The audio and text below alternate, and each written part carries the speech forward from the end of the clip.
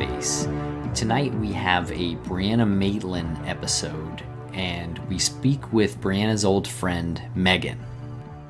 Yeah, there's not much that we can do to set up this episode other than say that so far Brianna's family and her friends have come forward in a very, very aggressive and productive manner. I was debating whether or not to use the word aggressive, but it's about time. And you hear Megan and just her voice alone, you can just tell that something needs to happen. I don't want to set it up too much, but it's a pretty solid interview. And it's a pretty solid call for justice, too. And if you hear this episode and you know anything about the people who are involved and the people we're speaking of, or if you are the people involved or the people we're speaking of, feel free to reach out. And we are joined by Chloe in the interview, but not here in the intro. Okay, so thank you very much for listening. Follow us on Twitter at CrawlspacePod. Thank you.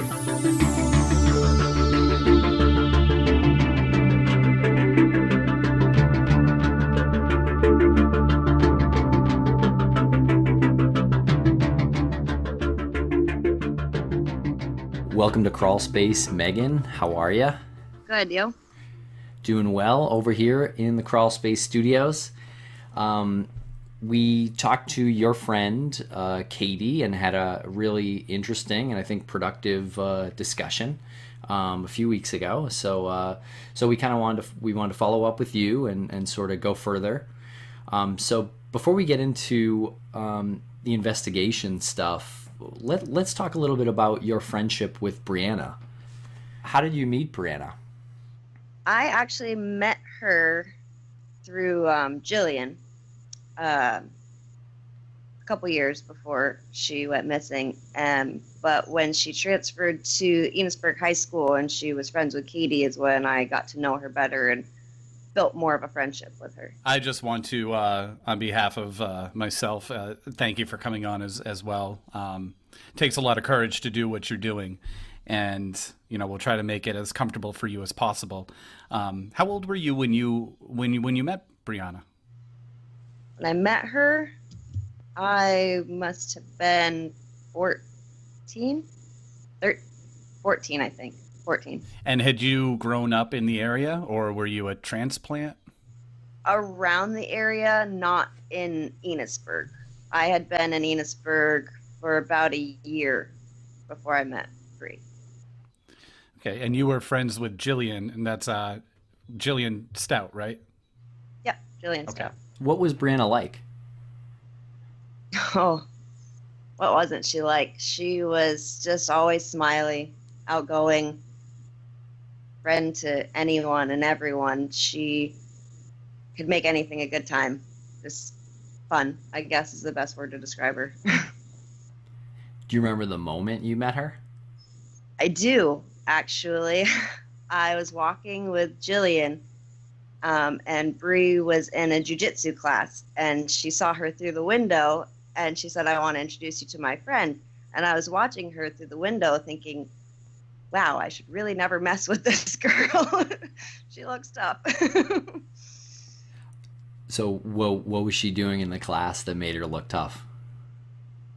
Just, it's hard to explain, I guess, but just, jiu-jitsu, martial arts, I've never done it myself. I've always wanted to, but it's intimidating.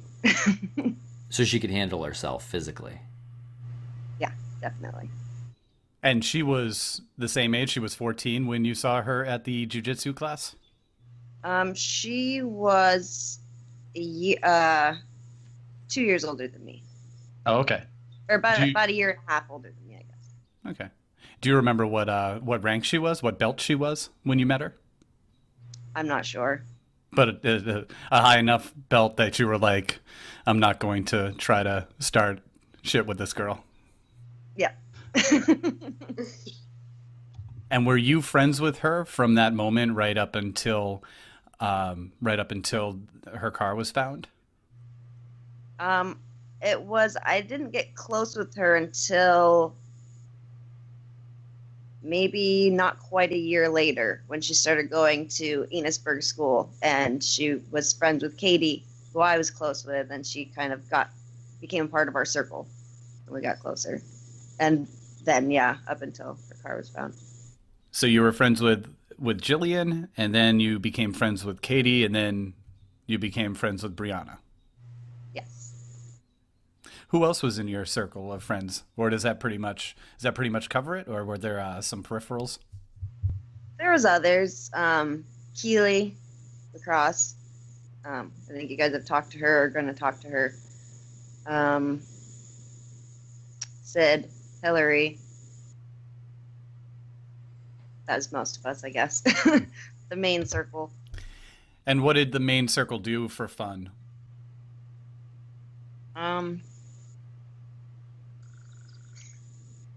Punk teenager stuff, I guess. Mostly rode around, had fun, partied. What did you think when you first heard that Brianna was missing? Honestly, my first thought, I had heard somebody said a few days before that her and Jillian were talking about running off to Florida. So I laughed and I thought that they had taken off until I found out Jillian was, the one that told her parents that she was missing or, was looking for her, and that Jillian was still around. Then I was worried because it wasn't like her for nobody to hear from her. Oh, I see. So when you first heard of Brianna's disappearance, when you first heard that she was missing, you had originally thought, oh, her and Jillian actually did go to Florida because that's what Jillian had told you before. And then once you saw Jillian was around, that raised some concern for you. Right. When was it that this dark element seemed to enter Brianna's life? We were still close, I guess. We had fallen out of touch a little bit, not completely, but the crowd she was kind of hanging with made me really uneasy. So when she was with them, I opted out. Was that crowd always around, or was it a crowd that came into her life a couple years after you met her? Afterward, when she was, getting more into some heavier stuff. Okay, so they weren't people that you guys went to high school at the same time with? No. What was it about those people that you think, this is just pure, speculation on your part, unless there is a specific incident, but what is it about those people that you think drew her to them? Drugs. Yeah. It was plain and simple. Who were some of those people in that circle? There was the people that made me uneasy were a group of guys that were not from Vermont. They were from out of state, and they were, bringing stuff into Vermont, heavier drugs. And I got really bad vibes from them. And I actually begged some of the other girls not to hang around them. What did they say to that? The other girls? Yeah. They didn't listen. They didn't listen when you warned them about this group, that you had bad vibes and a bad feeling about them, and they didn't listen. Do you think they didn't listen because of the appeal of the drugs and what they were offering to them? That, and, I probably just sounded crazy. Oh. We were teenagers, Mm-hmm. You don't know what you're talking about. Yeah. How old were this group? Older than us. I'm not sure exactly how old, but they were, not teenagers. You said that it was multiple girls that you were kind of begging to stay away from these guys. Were these friends of Brianna's from Enosburg High School, or just various people that you knew? Both. Both. What was the situation with this group when they come into town and they have, I'm assuming, a particular drug, they have some sort of product that they're offering? Is money exchanged for this, or were these people that your group of friends, the people that you were begging to not to not hang around with these guys? Were they working? Were they paying for their drugs, or was it some sort of exchange? Because we've heard some stories. I cannot say with 100% certainty, but probably, a little of both. The money maybe working for them.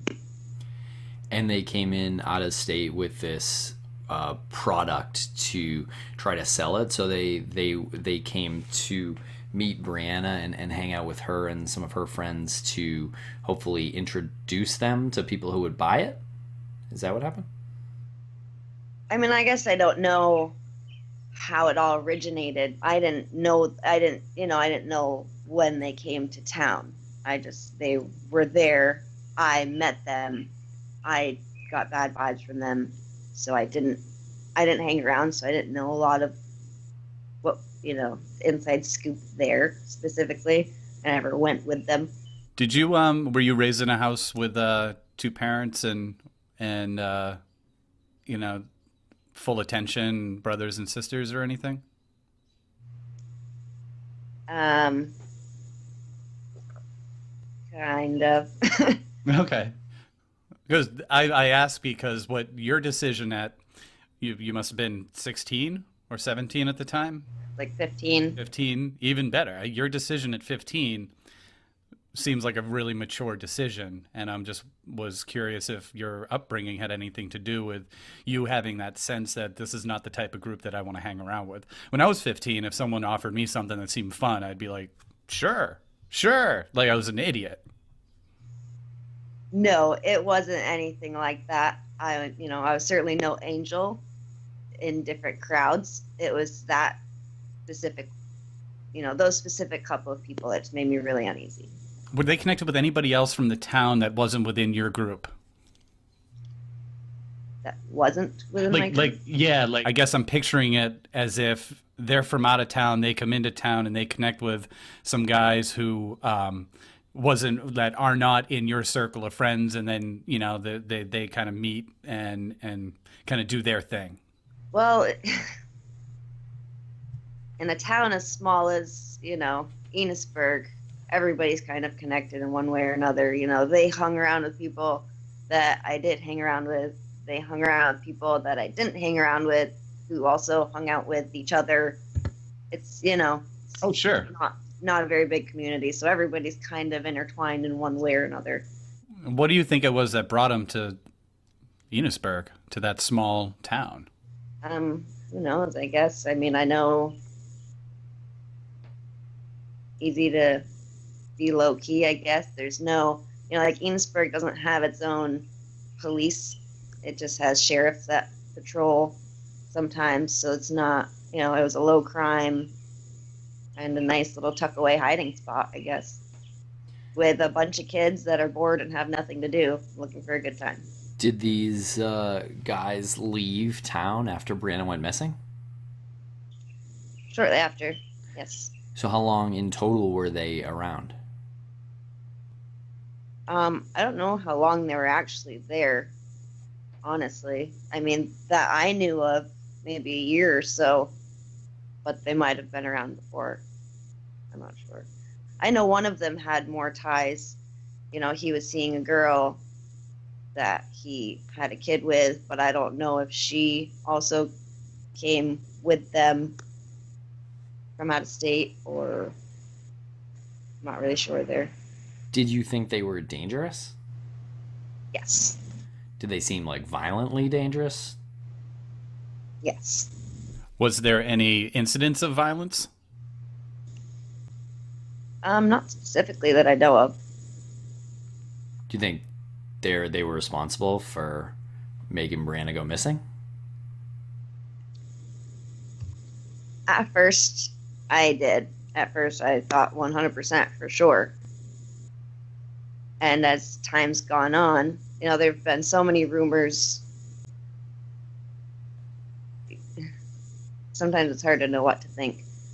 But as time's gone on, I feel like there are people that are connected that were a lot closer to me than I would have liked, I guess. I think that maybe they were there, that they know what happened. They maybe had some sort of role in it. Not that they killed her necessarily, but I think there are people that were close to me at the time that know exactly what happened.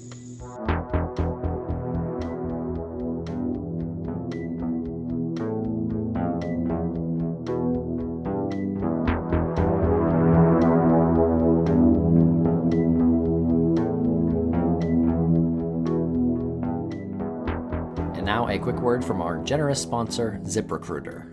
Lance, you know how difficult it is to find great talent. Yes, like I'm hiring, right? Where do I post for my job to find the best candidates? Look, we need a sound guy sometimes. We're going to start doing these live shows. We need engineers. We need the best. We need talent, or we're going to sink. We're only 2 people. We can only spread ourselves so thin, and I'm withering away here. And I just need something that it's going to help me out here. Do you have any solution for me? Well, ZipRecruiter. With ZipRecruiter, you can post your job to 100 plus job sites with just one click. Then their powerful technology efficiently matches the right people to your job better than anyone else. That's why I think ZipRecruiter's different. Because unlike other job sites, ZipRecruiter doesn't depend on candidates finding you. It finds them. Is there some percentage that we can talk about? Like maybe over 80% of jobs posted on ZipRecruiters? That sounds about right. That's pretty accurate. They get a qualified candidates in just 24 hours or a day. No juggling emails or calls to your office. Simply screen, rate, and manage candidates all in one place with ZipRecruiter's easy-to-use dashboard. We'll find out today why ZipRecruiter has been used by businesses of all sizes to find the most qualified job candidates with immediate results. And right now, our listeners, the listeners of Crawlspace, if you're hiring, you can post jobs on ZipRecruiter for free. I shouldn't be whispering. I should be yelling this from the rooftops. That's right. It's free. Just go to ZipRecruiter.com/Crawlspace. You can't do anything for free in this world. You can listen to a podcast for free.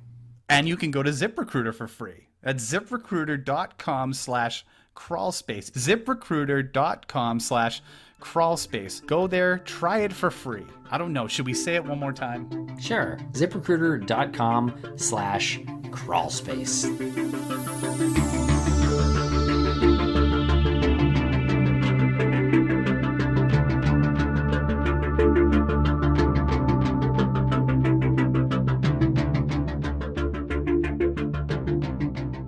I was wondering, did you listen to our interview with Katie? I did, yeah. So I assume that with the information that she gave, you know who she was talking about. I was wondering if you agree with what she was saying about what she thought happened or may have happened. I do. You do. I do. Just so I'm on, and we're all on the same page, you agree that there's a group of people who are responsible for Brianna's accidental death, and they did a panic job and covered it up, and for the past 13 years they just haven't said anything, and when the topic is brought up, they probably turn to some sort of alcohol or drug-induced self-medication. I really do, yeah. After, all the information that we've got over the years,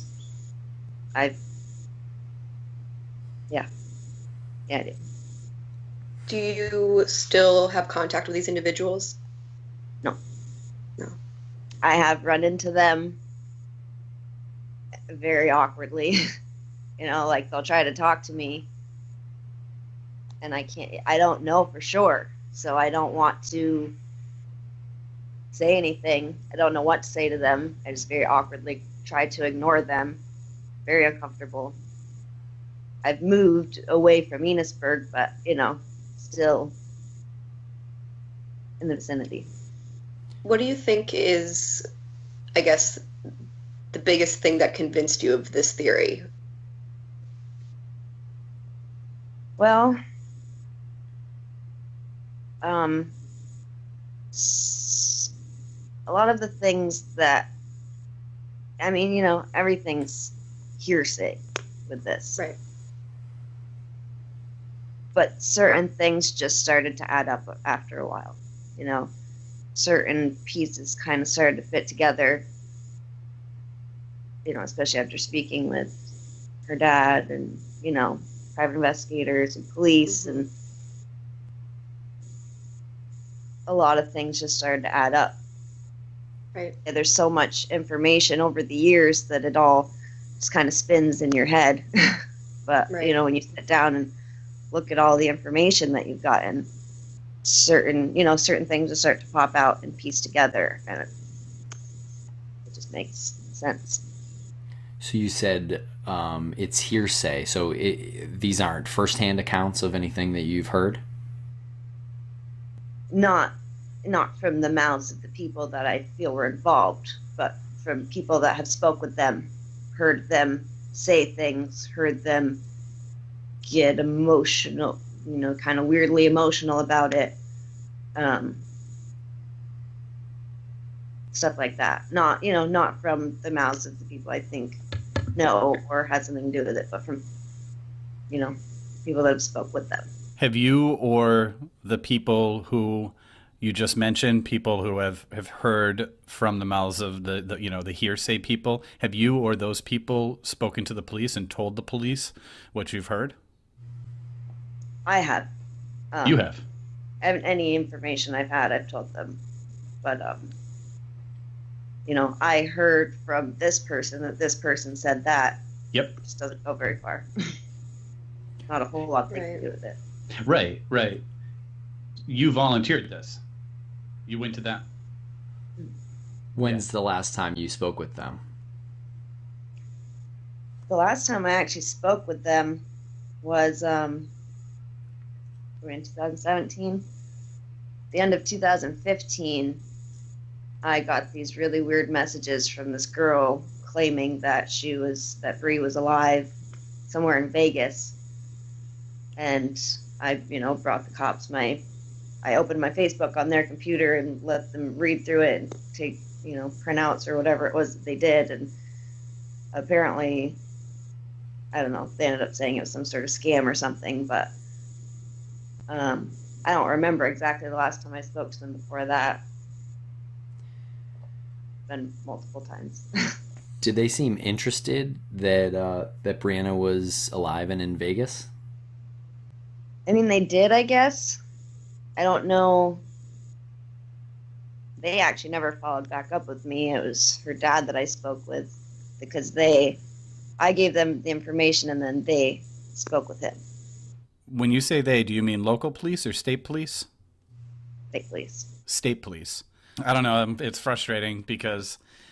Very frustrating. Yeah, because you said something that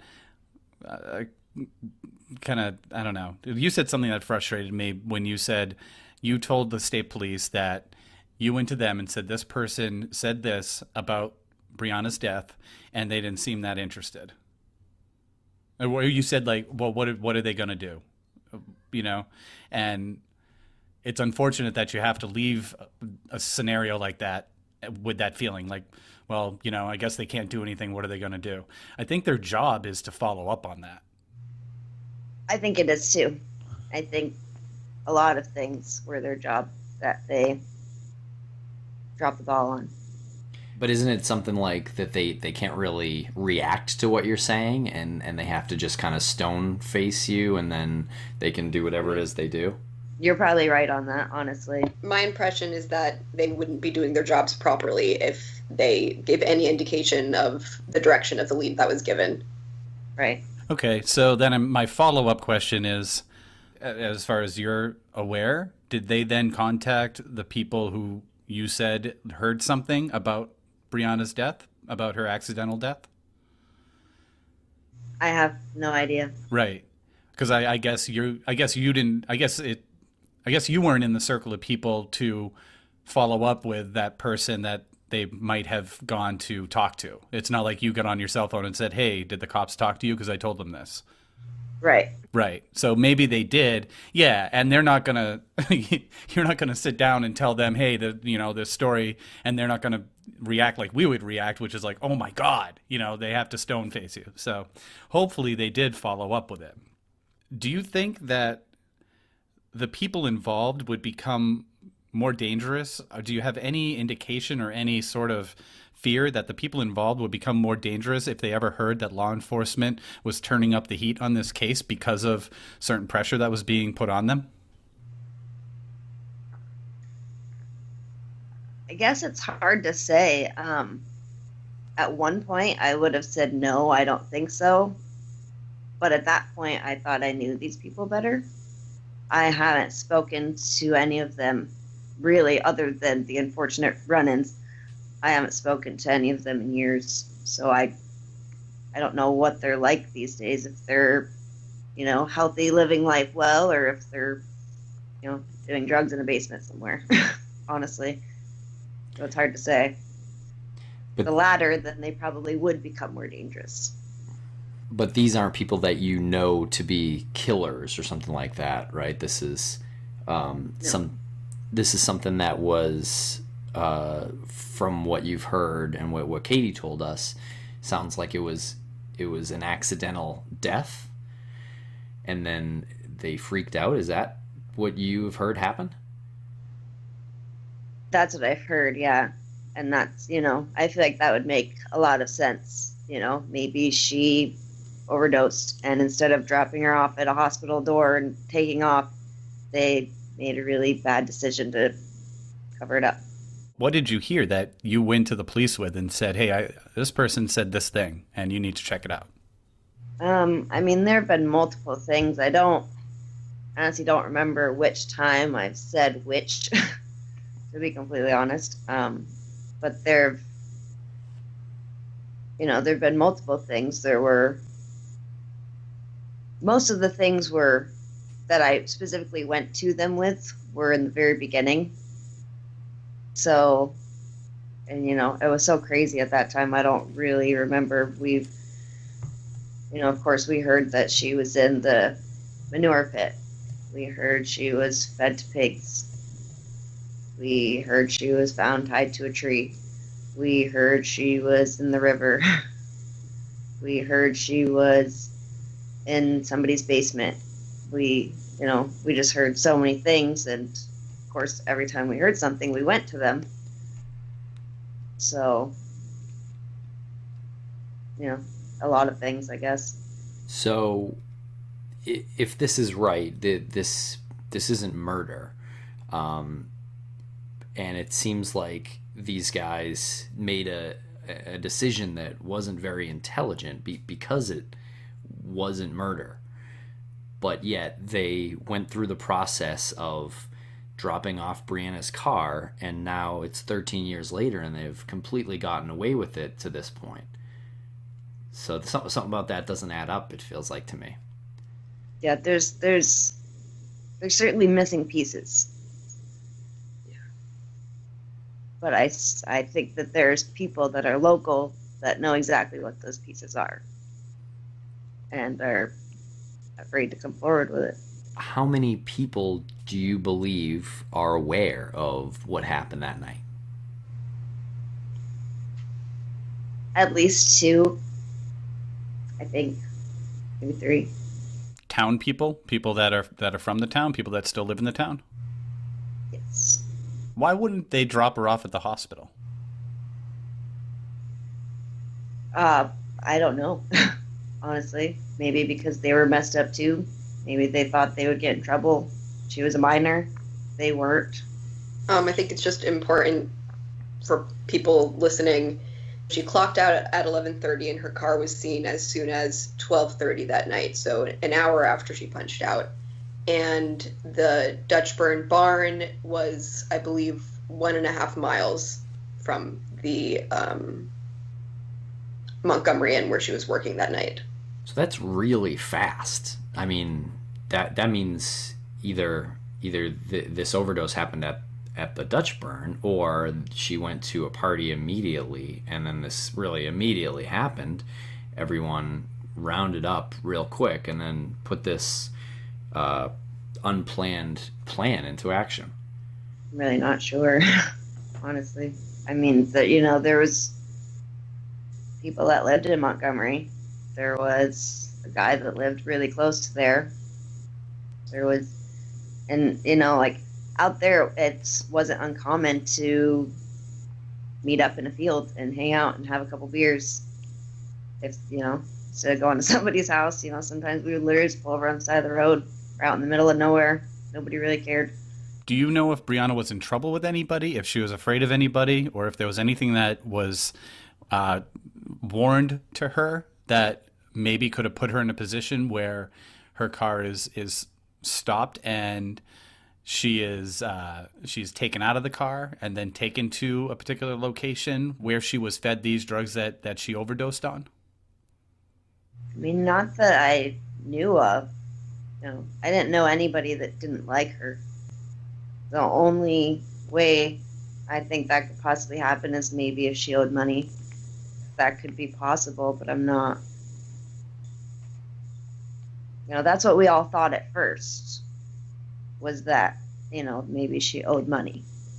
It seemed like the most logical explanation. But then, like I said, which was why I thought it was, those other guys. But over the years, it just, things we've heard just make it seem different. The timing of the car being found would be weird, I guess, if something didn't happen locally. Maybe a combination of everything. How do you think having answers would change your life right now? I mean, it would. It's always there. I mean, I've lost multiple people, but I've been to their funerals. I've had closure, and this has just been this open-ended, literally almost half of my life.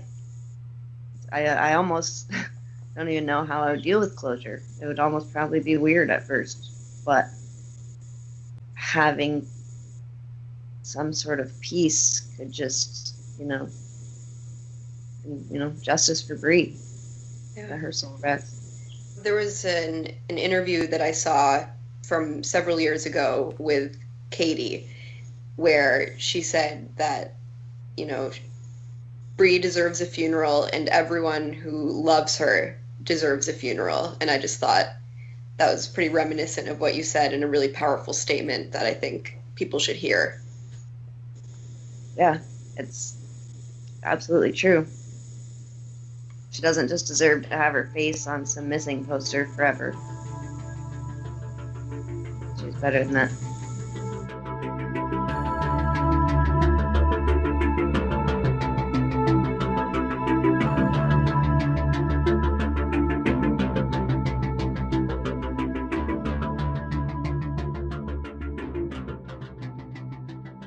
What do you think needs to happen for this investigation to move forward?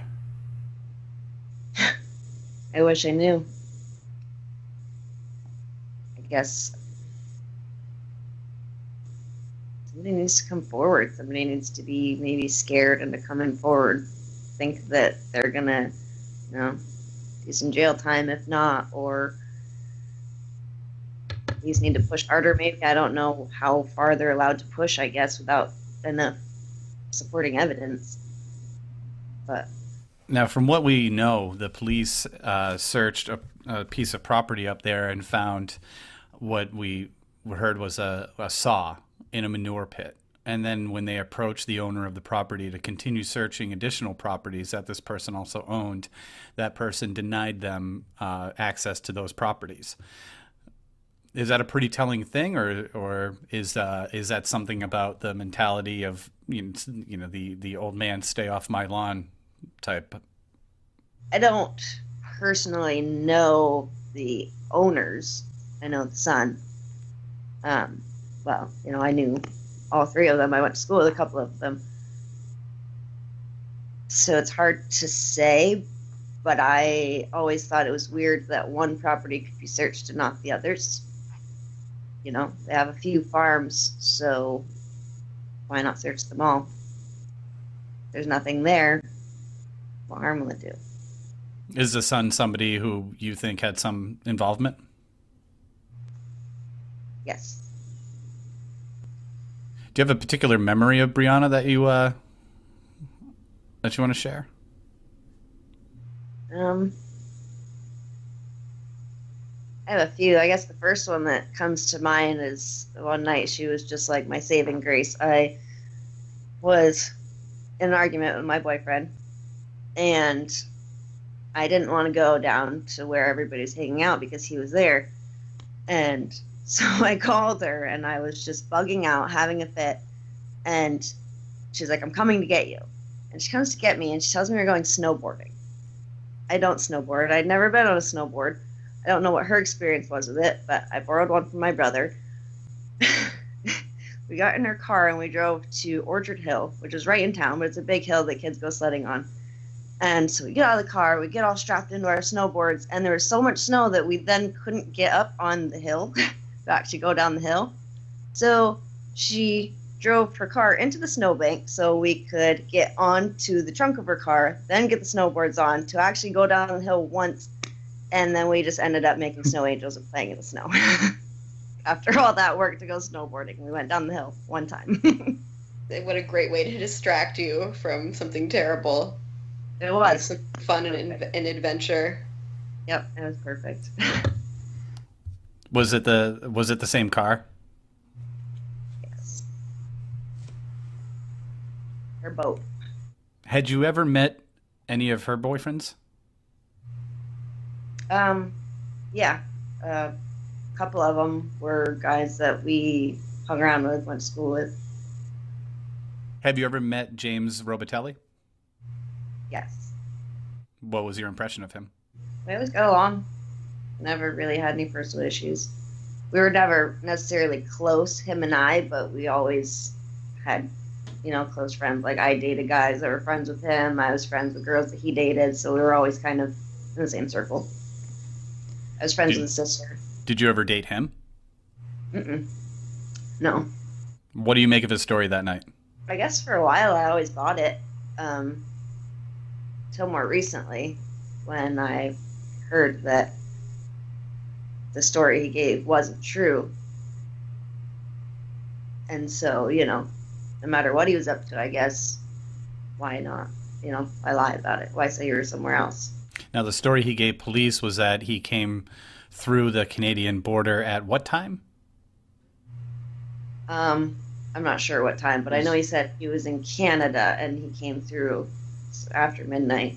Was the lie where he was coming from, or the time that he saw her car?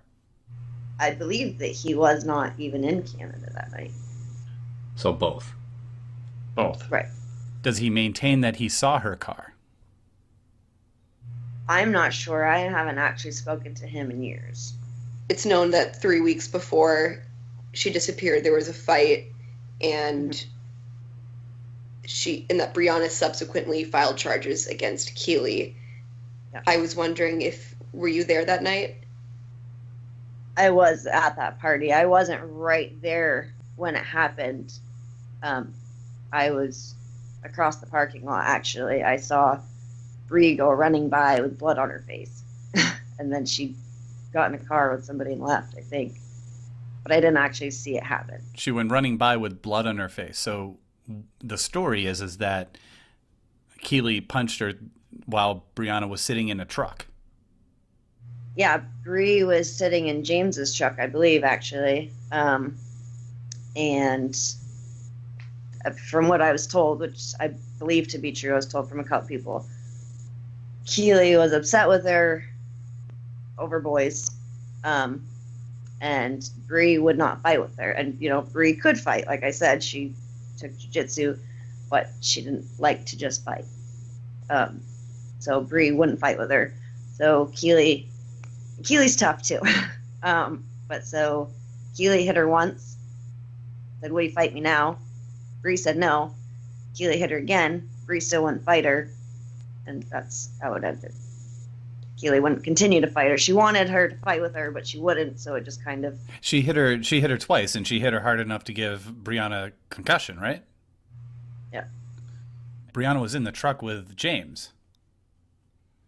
I don't know if James was in the truck, but she was in James's truck. Good. Okay, because when you hear she was in James's truck, I've always just pictured her and James hanging out, and that's what makes Keely upset, and Keely goes over and like sucker punches her. No, it wasn't. It was about boys, but not about James.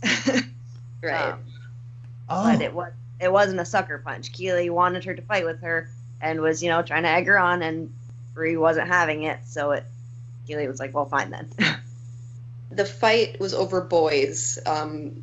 Our understanding was that the boy the fight was over is the man in question whose manure pit was searched and has all the properties. Is that the case? That's the one. Yep, that's the one. So was this fight related to why Brianna went missing? I don't think that had anything to do with it. I think about how in the disappeared episode on ID Discovery, how that incident was described, and a part of me feels bad for Keely because, when you're young and, you're going to parties and using drugs, you make mistakes, and obviously that was a huge one and a terrible thing that she did, but I feel like that must plague her and haunt her at this point. Like, I kind of become a part of who she is as an adult, and that just, a part of me doesn't feel like that's fair if she had nothing to do with it. I think you're right about that. I know she was upset when she saw a picture of Bri's face and she saw her black eyes, and she, couldn't believe that she did that, and she was upset about it. And, then especially after she's missing, everybody's looking at her like she did it, when it, bad timing on getting in a fight. Yeah. Really. So that's a bit of clarification that I feel good about. That, you can take any incident that happens before something tragic happens and try to make sense of it and relate it to the tragic incident. And to almost strip that one away feels pretty good. That if Brianna didn't go missing, if what everyone thinks happened to her actually happened, at least we know that it doesn't have to do with this punch in the face from Keely. From a 16 or 17-year-old. Right. Hormonal girl. Yeah. Right.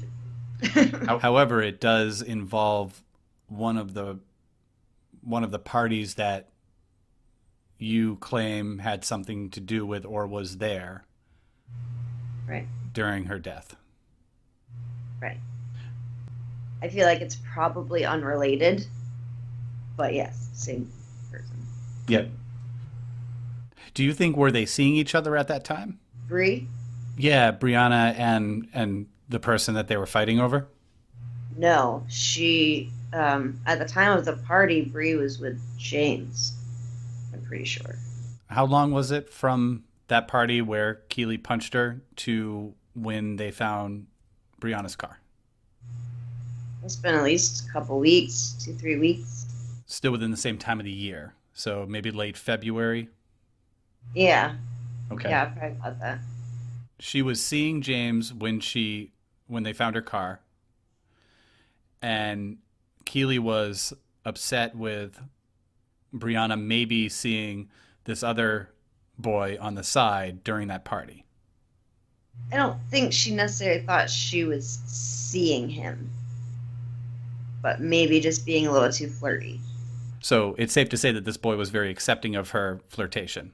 Most likely, I'm sure.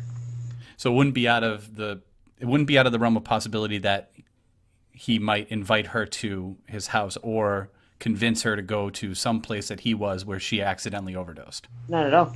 Okay. It's totally possible. And you don't think Keely knows anything about the night the night Brianna went missing? I don't think she knows.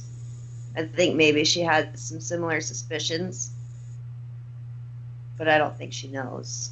I want to go back to to James, and you said that his story made sense until you found out that it was a lie. And where did you find out, and who did you find out from? You don't have to say specifically, but when and where and who did you find out that this was a lie? One of my conversations with Katie and some of, the officials and people that we have spoken with. What I've never understood is, doesn't the border have cameras? Couldn't they have checked this? I think we said that right off the bat. I think it's something that people just assume that if he said it and it's out there and it hasn't gone away and no one has ever heard anything about it being a lie. I kind of assume, well, they must have checked on it. I know they have cameras and they check these things. They probably saw it.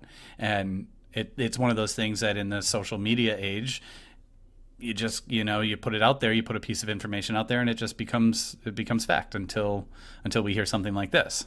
And honestly, the law enforcement has no real reason to put out there that he didn't tell the truth. Yeah, so there's certain things they probably know, but they can't tell anybody. They don't want to give stuff away. Somebody might say something to them. So do you have any indication or any knowledge of his whereabouts?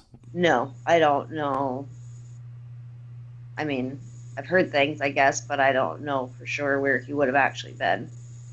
Is there any indication that where he was and who he was with had any bearing on the events that went down when Brianna allegedly overdosed? It could be very possible. And from the stories you've heard, the alleged overdose, was it done in such a way where she was fed drugs, or was she consuming drugs on her own until she wasn't able to take it anymore? I think she would have been consuming them on her own. Like Katie did at the end of last episode, is there anything you'd like to say to these people if they were listening?